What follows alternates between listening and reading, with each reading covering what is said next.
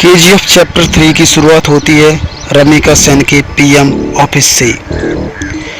रमिका सेन को एक office sir बता रहा होता है कि पिछले 3 सालों से रॉकी ने विदेशों तक अपना बिजनेस फैला दिया था और इंडोनेशिया और अमेरिका में भी उसने कई इल्लीगल काम किए थे।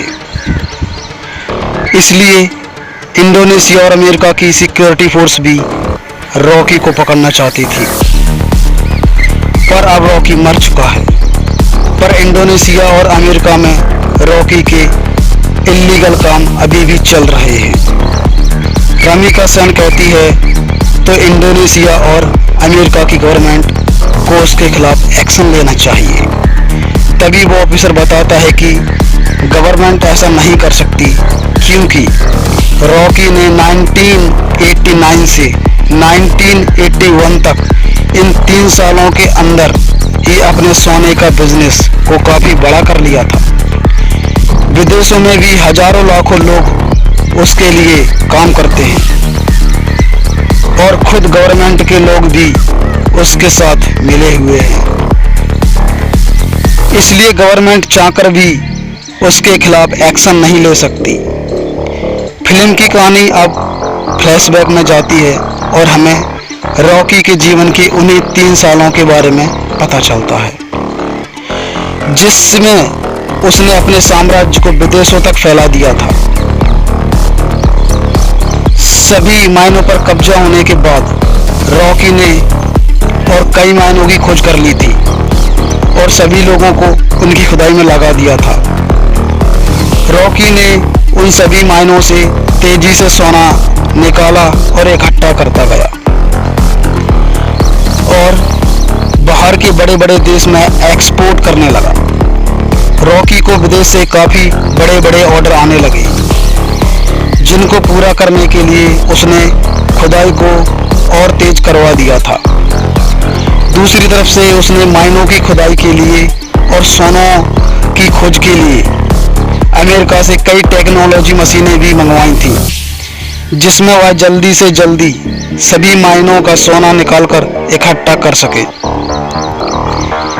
रॉकी ने अगले 1 साल के अंदर इन माइनों से इतना सोना निकाला था कि जितना कि पिछले 20 सालों में भी नहीं निकाला गया। दूसरी तरफ रॉकी ने अपने इलाके को एक इंडस्ट्रियल एरिया बना लिया था और माइन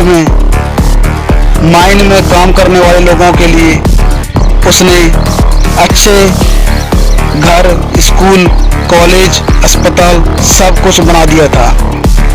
इसलिए खुदाई करने वाले लोग उसे काफ़ी पसंद करते थे और उसके लिए अपनी जान देने के लिए तैयार थे। धीरे धीरे करके रॉकी का साम्राज्य बड़ा होता जा रहा था। विदेशों में सोना का एक्सपोर्ट करते करते रॉकी की जान पहचान भी विदेशों की सरकार से भी हो गई और सरकारों के कई लोग रॉकी के साथ मिल गए। रॉकी कई बार इंडोनेशिया और अमेरिका भी गया था। वहां पर भी उसने अपने सोने के साम्राज्य को काफ़ी बड़ा कर लिया था। इस साम्राज्य को फैलाने में सरकार के कई लोगों ने उसकी मदद की थी और रॉकी ने एक गैंग अपनी इंडोनेशिया में और एक अमेरिका में भी खड़ी कर ली थी और रॉकी ने इन गैंग के लिए अपना एक लीडर भी बना लिया था और रॉकी उन सभी का राजा बन गया था। इस तरह से रॉकी ने अपने साम्राज्य को विदेशों तक फैला दिया था। अब कहानी फ्लैशबैक से बाहर आती है और हमें दिखाया जाता है कि रमिका सेन ने भारत में रॉकी के साम्राज्य को ख़त्म कर दिया था और रॉकी अपना सारा सोना लेकर समंदर के बीच में चला गया था। वहाँ पर रॉकी ने इंडियन नेवी को खुद मैसेज करके उसे मारने के लिए कहा था। तब इंडियन नेवी ने रॉकी के सिर पर मिसाइल छोड़कर रॉकी को मार दिया था, पर रॉकी वहाँ पर मारा नहीं था।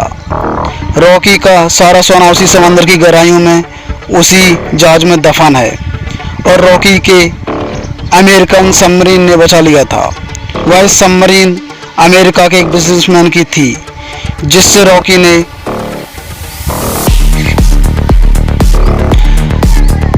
3 सालों के बीच में अपना पार्टनर बना लिया था। रॉकी अमेरिका में सबसे छुपकर रह रहा था और वह महीनों में कभी कभी इंडिया भी किसी को फोन करता था। केजीएफ का क्या हुआ, केजीएफ को ठीक होने में कितना समय लगेगा, ये सभी पता करता था।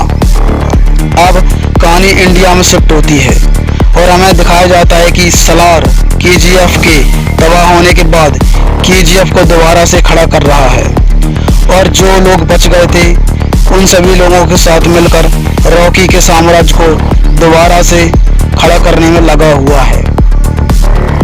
सलार यह सभी रमिका सेन से छिपकर कर रहा था, पर बहुत जल्द रमिका सेन भी इसके बारे में पता चलने वाला था। धीरे धीरे करके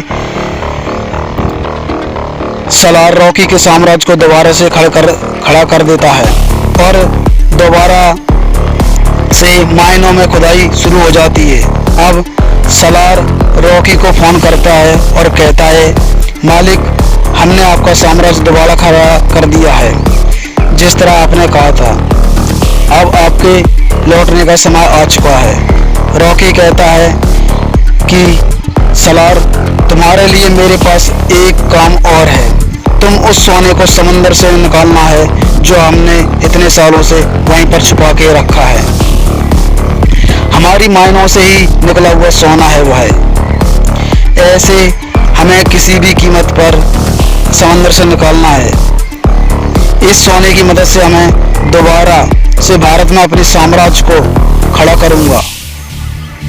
सलार सोने को समंदर से निकालने के लिए काम में लग जाता है और इंडिया में अब एंट्री होती है रॉकी की। सलार अपने लोगों को कहता है कि मालिक कई सालों के बाद यहाँ पर पधार रहे हैं, उनके स्वागत में कोई भी कमी नहीं रहनी चाहिए। किसी को नहीं पता था कि वह मालिक कौन है। रॉकी अकेला ही अमेरिका से आ रहा होता है। केजीएफ में रॉकी का स्वागत धूमधाम से किया जाता है। सभी लोग रॉकी को देखकर हैरान थे क्योंकि उन्हें लग रहा था कि रॉकी मर चुका है, लेकिन रॉकी तो अभी जिंदा है। रॉकी अपनी मायनों का काम देखने के बाद सीधा मिलना चाहता था रमिका सेन से।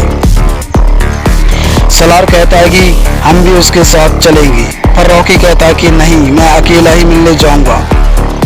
रॉकी अकेला ही अपनी रोल्स रॉयस कार में जा रहा होता है। तभी नाके पर पुलिस उसे पकड़ लेती है। पुलिस वाले नहीं जानते कि वह रॉकी है। वह रॉकी के पास लाइसेंस न होने की वजह से और ओवर स्पीड होने की वजह से थाने ले जाते हैं। वहाँ पर रॉकी कुछ नहीं बोलता, बस अपने आदमियों को फ़ोन कर देता है। थाने में बड़ा ऑफिसर आता है और रॉकी से चिल्लाकर बात करने लगता है। तभी पूरा पुलिस स्टेशन हिलने लगता है और कई हेलीकॉप्टर और बंदूक लेकर रॉकी के आदमी वहाँ पहुँच जाते हैं। उन आदमियों से एक आदमी रॉकी का लाइसेंस लेकर थाने के अंदर आता है और पुलिस को लाइसेंस दिखाता है। पुलिस वाला लाइसेंस पर रॉकी का नाम पढ़कर हैरान रह जाता है और उससे माफ़ी मांगकर उसको छोड़ देते हैं। अब पीएम ऑफिस में एंट्री होती है रॉकी की। सभी लोग रॉकी को देखकर हैरान थे। रॉकी सीधा मिलने जाता है रमिका सेन से। रमिका सेन से कहता है कि मैंने कहा था ना, युद्ध हुआ तो जीतूंगा मैं ही, और जीत मेरी हुई है। रमिका सेन कहती है कि अच्छा है तुम जिंदा हो, अब मैं तुम्हारे सामने ही तुम्हारे केजीएफ की छीन लूंगी। रॉकी कहता है कि उसकी नौबत ही नहीं आएगी।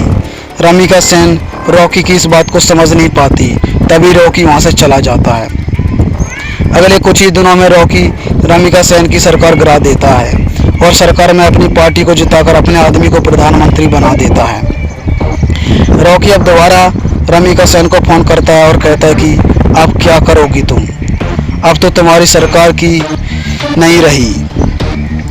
रमिका सेन कहती है अब मेरी ज़िंदगी का एक ही मकसद है, तुम्हारी मौत। रमिका सेन रॉकी के सभी दुश्मनों को इकट्ठा करती है रमीका सेन इनायत खली से भी हाथ मिला लेती है और जितने भी रॉकी के देश विदेश में दुश्मन थे सभी को इकट्ठा करके रॉकी को मारने के प्लान बनाती है। रॉकी को मार पाना आसान नहीं था। रॉकी जितना अकेला खतरनाक था उससे ज़्यादा खतरनाक उसके गैंग के लोग थे। रमीका सेन को इंडोनेशिया और अमेरिका की गवर्नमेंट से भी सपोर्ट मिलता है, लेकिन रॉकी जानता था कि रमीका सेन उसके केजीएफ को तबाह करने में अपना पूरा जी जान लगा देगी। रमीका सेन जानती थी कि रॉकी को उसके केजीएफ में घुसकर मार पाना अब काफ़ी ज़्यादा मुश्किल हो गया है, क्योंकि अब रॉकी ने अपने केजीएफ में मिसाइल को रोकने के लिए अपने केजीएफ के चारों तरफ रडार सिस्टम काउंटर मिसाइल रख दिए। अब अगर कोई भी उसके केजीएफ के अंदर घुसने की कोशिश करेगा तो वह मारा जाएगा।